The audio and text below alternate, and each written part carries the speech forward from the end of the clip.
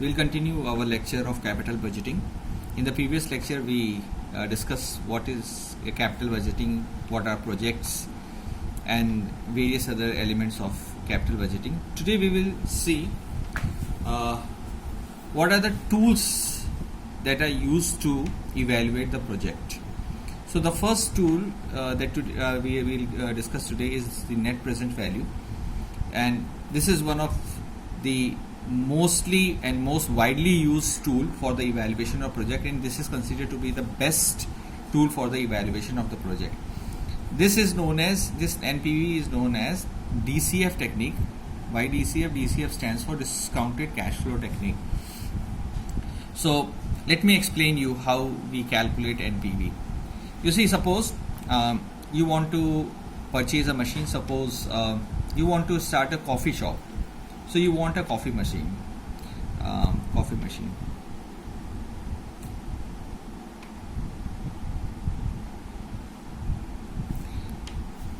And the cost of coffee machine is 2500 rupees. And this coffee machine is likely to last for 5 years.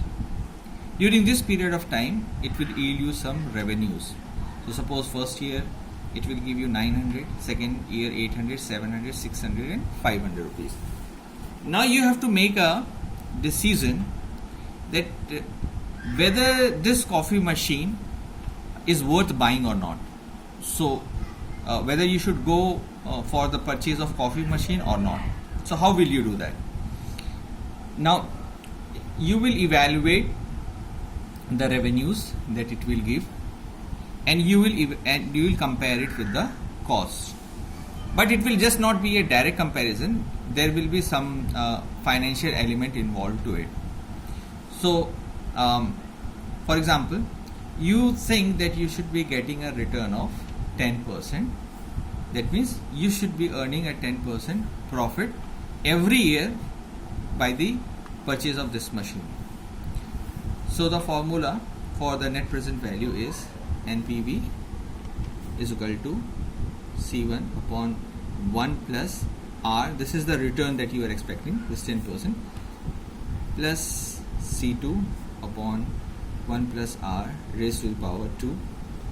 And remember, this formula we have already used in the time value of money, until Cn, whatever year it is, 1 plus R raised to the power n, and then minus the cost, that is your C0.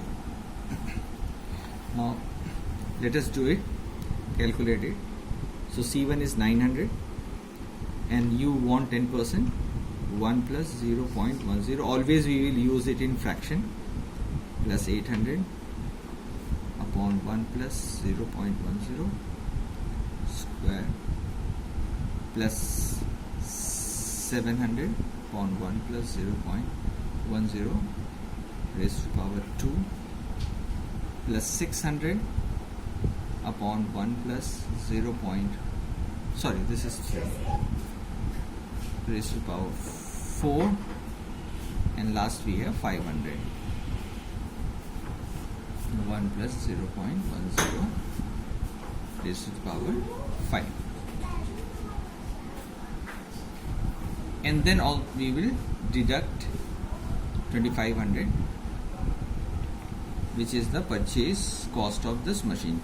So you see this amount in the bracket, it represents the cash inflows. So these are the inflows,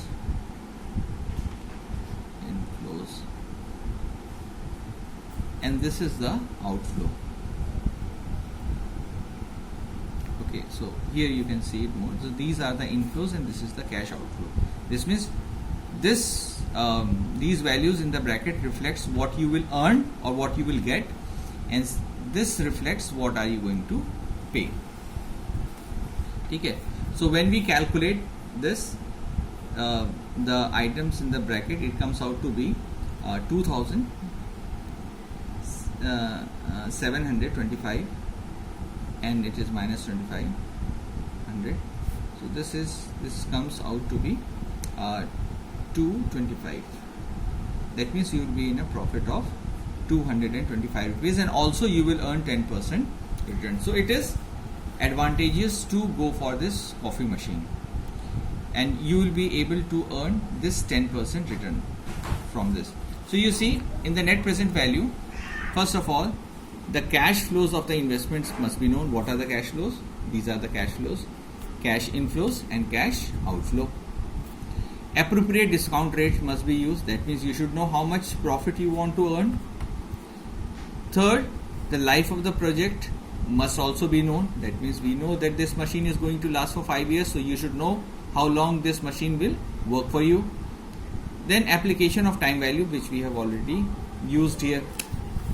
And then what is the acceptance rule? How do you know that this project is good or not? So acceptance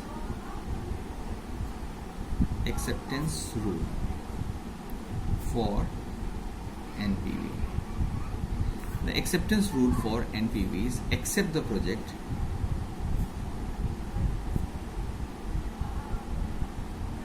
if NPV is greater than 0. Reject it